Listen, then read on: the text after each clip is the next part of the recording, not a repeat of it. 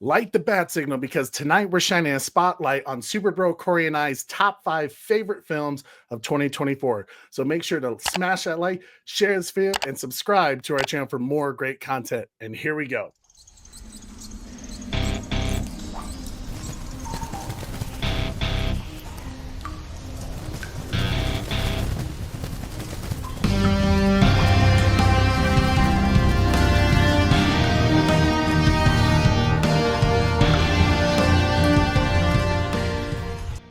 What up, Gotham Guardians and Arkham Adversaries? It's your boy Trey and Super Bro Corey.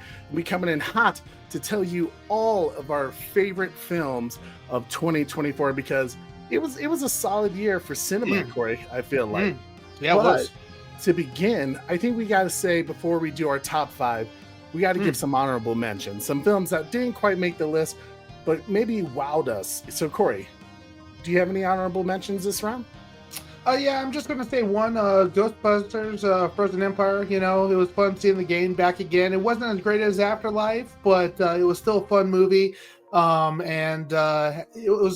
a lot of fun to watch. So looking forward to see what they do more in the future of Ghostbusters. But yeah, that's kind of my honorable mention for 2024. I agree. That was a film that showed that the franchise has legs for the future and that it's not run out of gas just yet. So great choice on your honorable mentions. For me, I had trouble. There's so many films I could say in this particular role, but some ones that really kind of wowed me in a surprising way that I want to bring up is, first off, Gladiator 2. A good friends of ours over on the Lethal Geeks podcast really recommended this film. And I was skeptical because I was like, how are you going to live up to the first movie? It's so iconic. It's so damn good. And you know what? Gladiator 2 did. And it did in a way where it didn't quite copy the original. It definitely has some of the same vibes, but it was definitely different on its own. And I appreciate everything they went about it. Another one is Ministry of Ungenderly Warfare. I had to pick this one partly because of my Wonder Wife. She is like insane about this movie. She loves it so much. It has Henry Cavill in it, and it's kind of based on the true story that inspired the James Bond character. So with Ian Fleming actually even being a character in the movie. So it was very fun, had that kind of Bondsy vibe to it, to the point where I'm like, Henry Cavill is James Bond, get her done. Get her done. And of course, for one of my final honorable mentions, this film, Unfrosted on Netflix. It's a comedy kind of parody about the creation of the Pop-Tarts with Jerry Seinfeld. And it is done in such a Monty Python-like way that I loved it. It was so freaking funny. I don't think I laughed that hard in a long time for a comedy. And it caught me completely off guard. I thought it was going to be completely ridiculous and stupid, but it was actually quite brilliantly done for a comedy film. So if you haven't checked it out, highly recommend Unfrosted. Yeah, I completely agree, Trey. You put 3 great movies as a good honorable mention, Trey. So I agree with those. Those didn't make my top 5 either. So that's perfect. Okay, sweet. So I'm excited. Corey, do you want to just get into it? I have no idea what you're going to pick this round. So maybe Corey and I will have a similar list and maybe we'll be completely different. But I say we go ahead and give the people what they want with the top 5 of 2024. So Corey, let's begin with number 5. What did you pick? All right, man. We did talk about this one a little bit beforehand, so I finally decided I'd throw it in the top 5 next, and it was the Rebel Moon director's cut. I put and how I say it too, it's 1 and 2 has to be combined. You have to watch them back to back. You can't split them up. So the Rebel Moon director's cut in all one grand scheme of thing is what I would have to say for top 5. It made the movie so much better that we talked about this a few times, that they should have just released this one from the get-go, because I was a little upset with some of the stuff it took away from me from watching it, the director's cut version. But, it was a first-hand experience rather than the first initial cuts they released. Exactly, but Zack Snyder made it, fantastic job with it. It was just darker, like you said it was going to be, since you read the book, and I enjoyed it, man. Man, it's a good choice for sure. For me, for my top 5 choice is Deadpool and Wolverine. Now, this is a film that you probably would have gotten the sense that maybe this should be higher on my list, especially based off our review. For me, what I kind of realize is this film, I don't think it will age so well, is kind of what I realized after rewatching it a couple times. I still get the same initial joy from my theatrical viewing of it, but I kind of realized the story, when all the surprises and the cameos kind of died down, the story kind of lacks meat to it. You know, it's not really a heavy plot or a deep plot. It's just kind of cameo galore and just like some wrongs that were righted in this film. And while I love it so much, it's awesome to see Hugh Jackman back as Wolverine, especially in the yellow and blue, one of my favorite Marvel characters of all time. And of course, Ryan Reynolds is as hilarious as can be. I just felt like, you know, for other generations, they're not going to understand having to wait 20 years to see Wolverine in the blue and yellow. So I was like, okay, after the glamour has died down, the butterflies in the stomach, I was like, it's still a kick-ass movie and I love watching it, but I don't think it's quite the long film that will last a lifetime kind of thing. Interesting. I don't know if I agree with you there, but I think that's, I'm glad that movie's at least in your top 5. Okay, so Corey, what's your number 4? Number 4, Trey, was thinking about it quite a bit, and I think I'm going to have to go with, and this is a movie that I told you that may be a banger, and I was right. It was If, Imaginary Friends, with directed by John Krasinski. It had Ryan Reynolds in it, but basically about a girl who is going through some hard times and finds some imaginary friends to help her along on this journey, and it tugged at the heartstrings, and I thought overall it was just a fantastic fun movie. Obviously Ryan Reynolds and John Krasinski did a fantastic job with it. Steve Carell, of course, he was in it as well, so it was just a very fun and exciting movie along the way. And this is one that I told you we should have reviewed back when it was coming out, and when it came out, man, I told you it was going to be good. You know, I'll give you that, bro, Corey. If there's a film that I completely overlooked and had no interest in, I was completely wrong on, it was If. It was a great movie. It didn't quite make my top 5, but I think it's a match made in heaven with John Krasinski and Ryan Reynolds. That pairing was just brilliant, and I was surprised by how much heart was in that movie for sure. So yeah, yep. I'll give you that one. That's pretty good.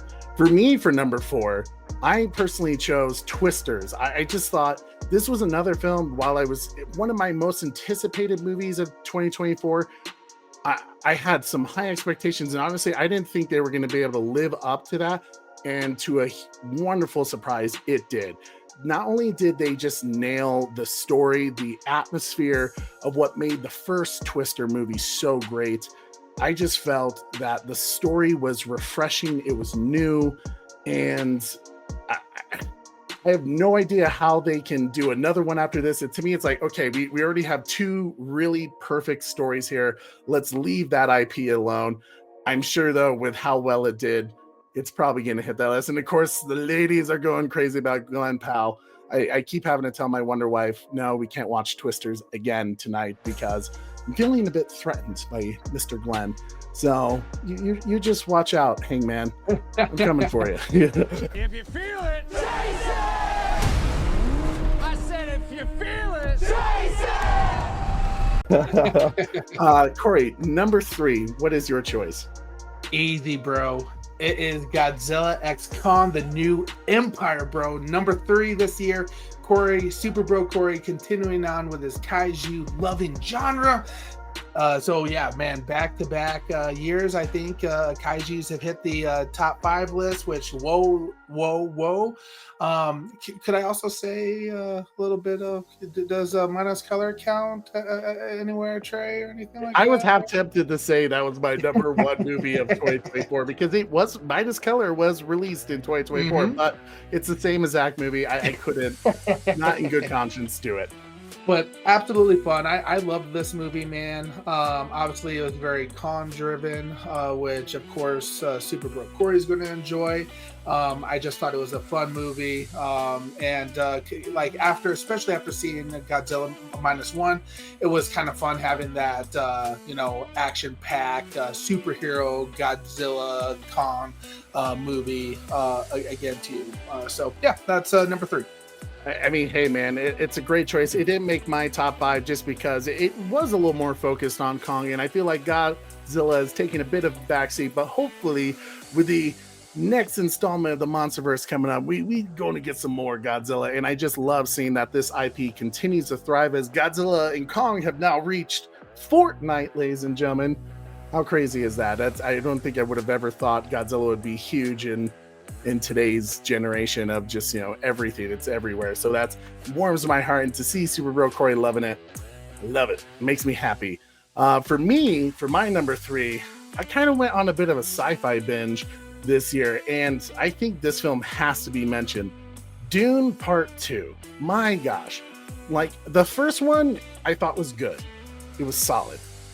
I did not expect the second one to be a sci-fi masterpiece. Like, it is really just visually stunning. Hans Zimmer doing the music is great, and it kind of gives you this like Game of Thrones vibe to it that just makes it all the more heavy and impactful. And I was just blown away by how well that film was just directed all the way through. Denis Villeneuve, who's done some incredible sci-fi flicks. Like, it is a solid film that is worthy to be in the top 5 for sure.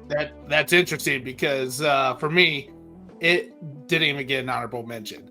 That thing is long gone. I hated the ending to it. I loved the first one. The first one was good.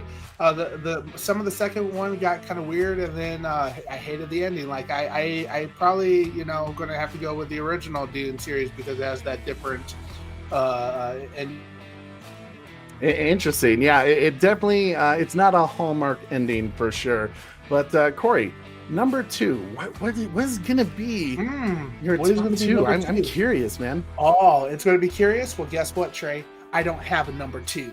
I'm gonna let you figure it out. I have 2 movies at number 1, which I think we kind of got to keep it. Okay, if you're doing 2 movies at number 1, I think I know what you're gonna go with. I'll go ahead and let the suspense build up a little more, my boy Super Bro Corey, because my number 2, and Corey, I'm disappointed you haven't seen it.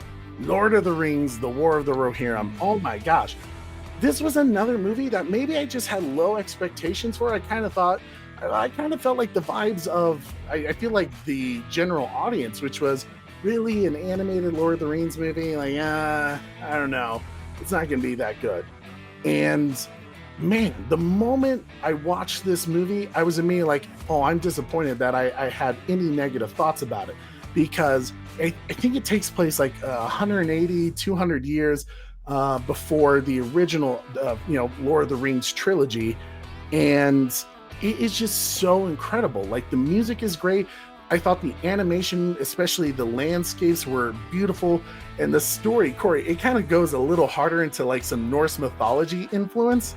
And I was here for it, man. Like, with Brian Cox playing Hammerhand, like, oh my God, it is so good that if you overlooked Lord of the Rings: The War of the Rohirrim, you messed up. Watch it. Yeah, I'm gonna have to check that one out for sure. Yeah, I'm a little disappointed that I didn't catch that one this year, but that was animated and everything like that too, right? It was. Yeah, that's usually what. Like, I don't watch too many animated movies throughout the year, so I will catch that one on the streaming services here soon.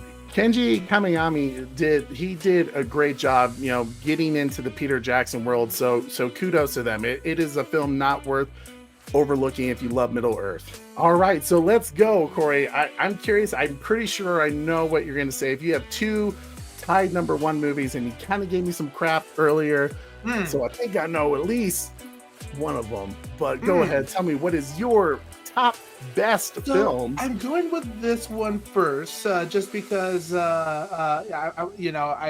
other one I watched, I've seen a few more times than this one. But first one, right off the bat, Deadpool and Wolverine is tied for first place. I disagree with what Trey said. I think this has a lot of rewatchability to it.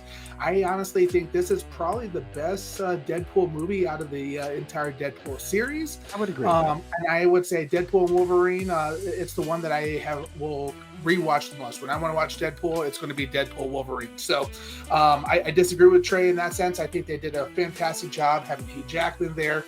It was that awesome Hallmark ending that we got there as well. I just had a lot of fun with it. The most time the F-bombs have been dropped in a Disney Marvel Cinematic Universe. So absolutely phenomenal.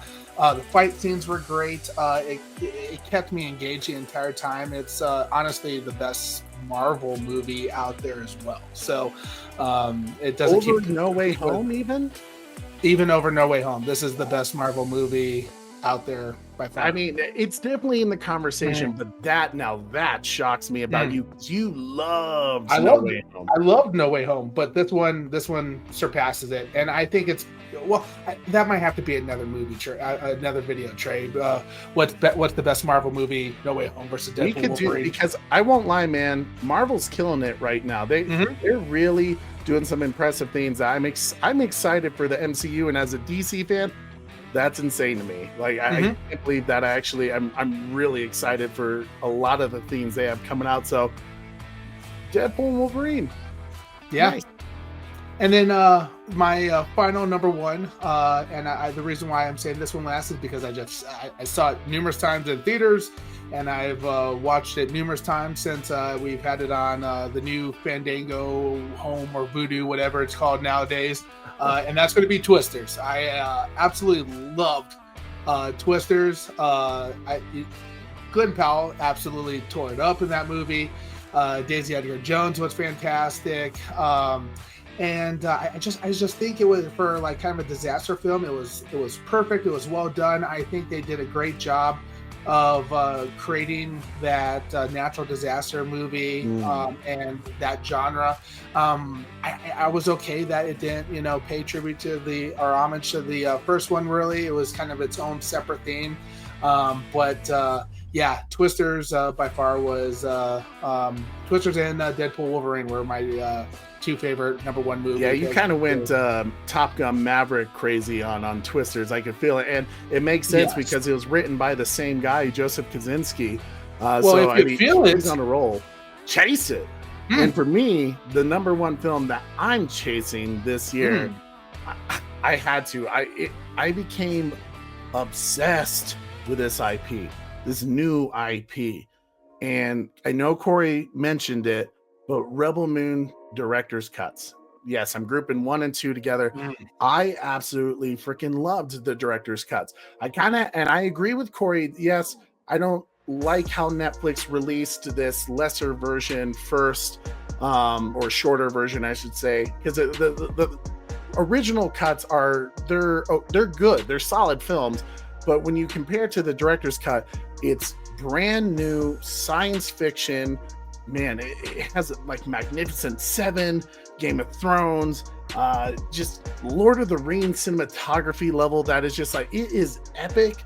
And to me, like, Zack Snyder nailed it, and he created this lore that I'm fascinated with to my core, where like books are coming out, I'm buying the books, and the games are coming out, I'm buying the games. Like I'm in it in a way where it's like, I'm so excited for what's to come with this IP that just like, give me more. So I really, with the director's cuts, I know that's gonna be a controversial take by some people, but I just really loved how it's something brand new. I have zero expectations because I have no idea where they're gonna go. It's all new.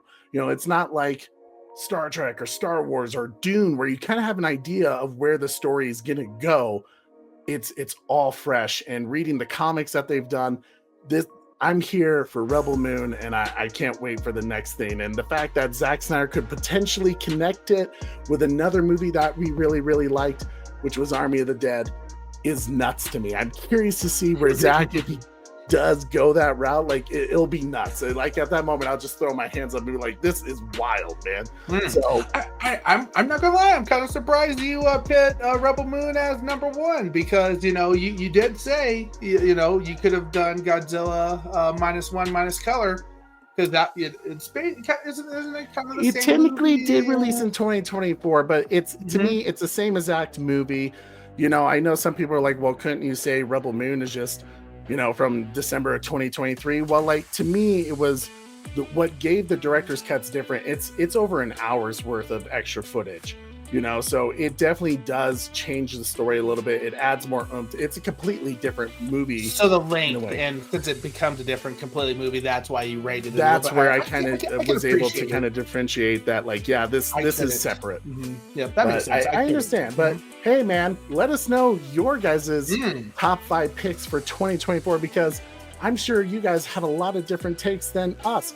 Would love to hear your guys' favorite movie, so make sure you put the comments down below, and remember to smash that like, share this video, subscribe if you haven't already, and hit that notification bell so you never miss an episode.